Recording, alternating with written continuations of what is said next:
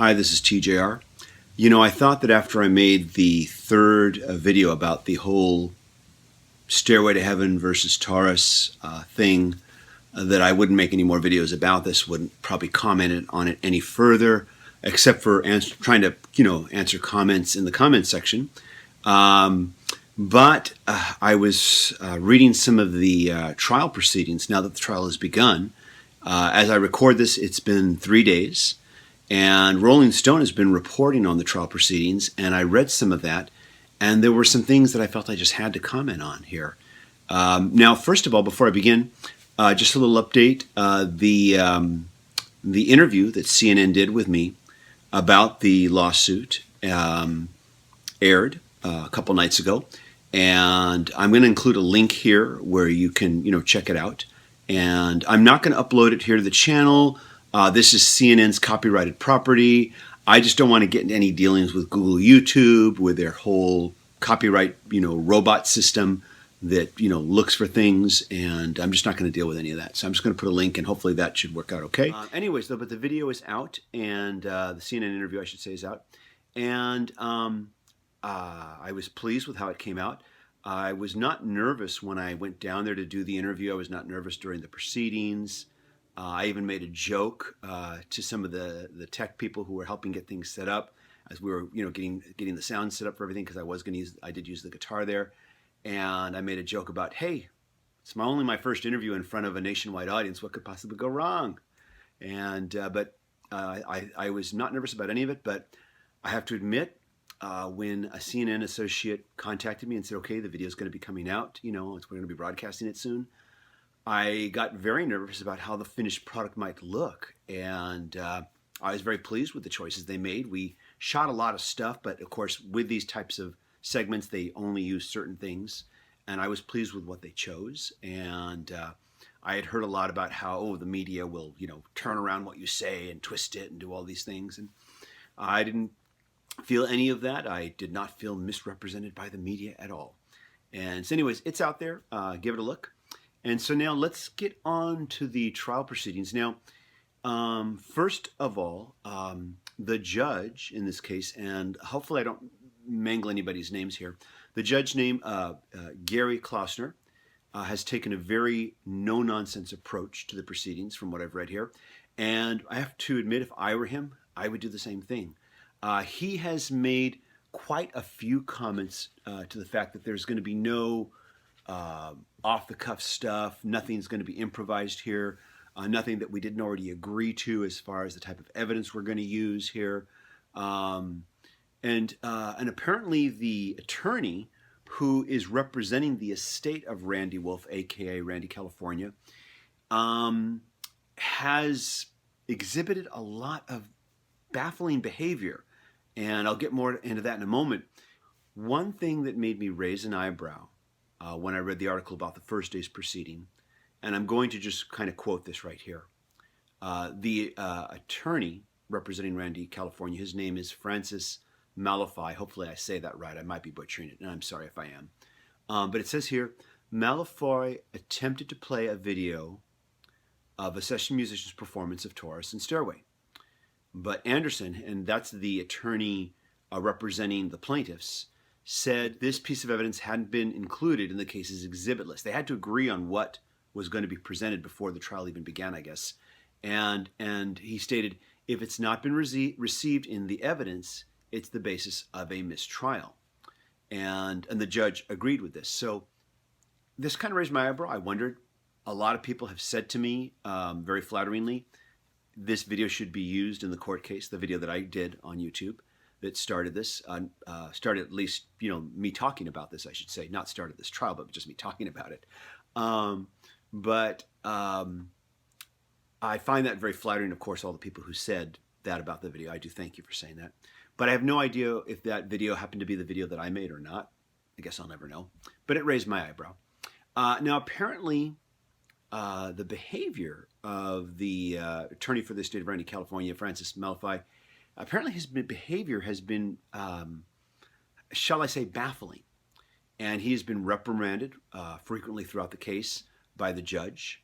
and saying that he's not staying focused on what the case is supposed to be about, what was agreed upon before they started the trial, and has been demanding that he focus his inquiry only on the similarities between Stairway and and I'm quoting here, the deposit copy of the sheet music transcription of Taurus deposited in the Library of Congress. Now, I have heard, but can't confirm, that the actual sheet music might be different from what we hear in the studio record. And this wouldn't surprise me. Growing up, learning how to read sheet music, and I read just marginally well, to be honest. I'm not like a great sheet music reader. I read marginally well. But from growing up, I know that I would buy sheet music for a song that I wanted to play and would find the sheet music to be completely wrong. It didn't sound at all like the original recording. And I'd be very baffled by this. So that doesn't surprise me at all, that it might be different. And so that could certainly, if they're going off the sheet music, that could certainly affect things. I don't know. Now, a couple of things here that I want to bring up. I said earlier, the attorney who's representing the estate of Granny, California, has exhibited some very baffling behavior. And here's an example of this. Malfoy actually tried to get Jimmy Page to acknowledge if the Mary Poppins song, Chim Chimney Chim Chim Cheroo, influenced the writing of Stairway to Heaven. And I'm totally baffled by why he would bring this up. It doesn't matter what other songs may use this chord progression. The chord progression is not what is being contested here. What's being contested is how similar, or at least what I believe, is how similar the two recordings sound like each other. And I think that should be the primary focus. And then, of course, the other thing should be, did Jimmy Page have reasonable access to that recording? Doesn't matter if he had any access to any other recordings, but did he have access to that recording? And then also, the other thing should be, of course, intent. But intent is not going to be admissible in this case from what I've read. The attorney representing Randy, California, wanted to be able to use, how shall I put this, Jimmy Page's past discretions with plagiarism, the other allegations with other songs, and the judge said this can't be used. And so, to me, that's one of the major components of this. It's Jimmy Page's past flirtations with plagiarism that make me feel that Spirit has a case, that this is not just frivolous. Had it been anybody else, I would have said, oh, it's probably just a musical coincidence, probably just subconscious plagiarism, which happens a lot. I've been guilty of that myself, subconscious plagiarism. It's not intentional. But I think that's the real thing is, was it intentional?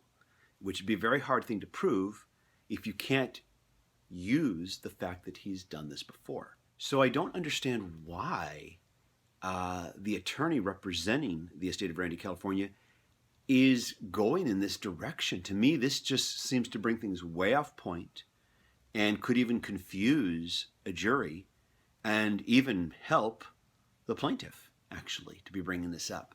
Because then you could say, well, then you can bring up the argument, oh, look at all these other songs that have the same chord progression.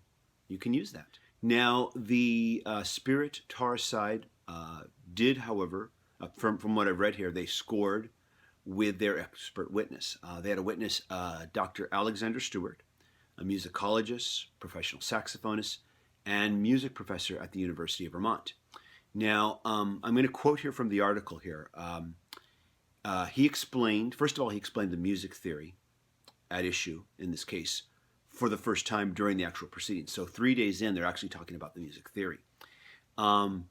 He described the close similarities between the compositions. And now I'm going to quote from the article here. I'm just going to quote directly here. Particularly damning was Dr. Stewart's analysis that in their chord progressions, both Taurus and Stairway, in an unusual way, skip the E before resolving to an A note. Under oath, he claimed that this was unlike any of the 65 prior art examples of compositions using similar chordal compositional structures submitted by the defense, including Henry Purcell's Dido's Lament and the Beatles' Michelle, and the standard My Funny Valentine. Stewart also affirmed that none of the prior art examples have the unique and distinctive elements that Taurus and Stairway share, and that,